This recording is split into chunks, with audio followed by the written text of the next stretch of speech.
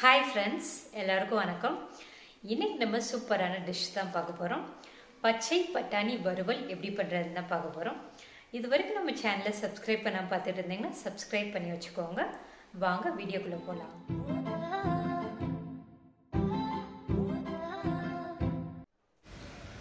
அடுப்பில் ஒரு பேன் வச்சுட்டு அதில் 2 ஸ்பூன் எண்ணெய் ஊற்றி எண்ணெயை நல்லா காய வச்சிடலாம். எண்ணெய் நல்லா காஞ்சதுக்கு அப்புறமா இதில் 1/4 ஸ்பூன் சோம்பு போட்டு பொரிய விட்டுருங்க. அடுத்து கொஞ்சமாக கருவேப்பிலையை போட்டு தாளிச்சுக்கோங்க. ஒரு பெரிய வெங்காயத்தை பொடிசாக கட் பண்ணி வச்சுருக்கேன், அதை போட்டு வதக்கி விட்டுறலாம்.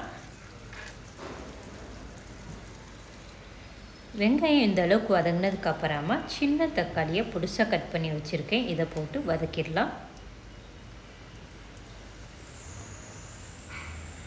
தக்காளி நல்லா கூட்டாக வதங்குறதுக்காக நம்ம இப்போவே உப்பு சேர்த்துடலாம். உப்பு சேர்த்துட்டு நல்லா வதக்கி விட்டுறலாம். தக்காளி நல்லா கூட்டாக வர வரைக்கும் நம்ம வேக விட்டுறலாம். தக்காளி நல்லா கூட்டாக வதங்கிடுச்சு. அடுத்து மசாலா பொருட்கள் சேர்த்துடலாம். 1/4 ஸ்பூன் மஞ்சள் தூள், 1/2 ஸ்பூன் வரமிளகாய் தூள், 1/2 ஸ்பூன் தனியாத்தூள், 1/2 ஸ்பூன் கரம் மசாலா தூள். இது எல்லாத்தையும் போட்டுட்டு மசாலாவை அந்த எண்ணெயிலே நல்லா வதக்கி விட்டுறலாம். மசாலாவை எண்ணெயில் நல்லா வதக்கினதுக்கு அப்புறமா 1/4 கப் பச்சை பட்டாணி எடுத்து வச்சுருக்கேன். பச்சை பட்டாணியை போட்டுட்டு அந்த மசாலாவோட எல்லா பக்கமும் நல்லா வதக்கி விட்டுறலாம்.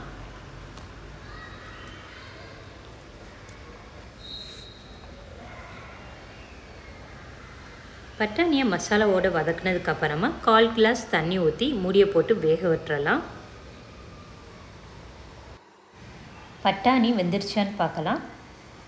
தண்ணிலாம் வற்றி சூப்பராக வந்துருச்சு. இதை எல்லா பக்கமும் ஒரே மாதிரி கிளறி விட்டுறலாம். கிளறி விட்டதுக்கு அப்புறமா இந்த எண்ணெயிலே ஒரு 2 நிமிஷம் வேக விட்டுருவோம்.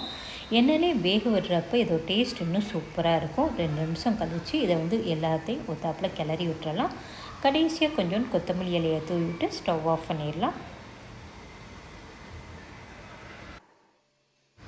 சுவையான பச்சை பட்டாணி வறுவல் சூப்பராக ரெடி ஆயிடுச்சு. இதை சாம்பார் சாதம், தயிர் சாதம் இது கூடலாம் வச்சு சாப்பிட்றப்போ இதோட டேஸ்ட் சூப்பராக இருக்கும். நீங்களும் இதேமாதிரி செஞ்சு பாருங்கள். செஞ்சு பார்த்துட்டு உங்களோட ஃபீட்பேக் என்னோட ஷேர் பண்ணுங்கள். நாளைக்கு வேறு ஒரு ரெசிபியோடு மீட் பண்ணலாம். பாய்.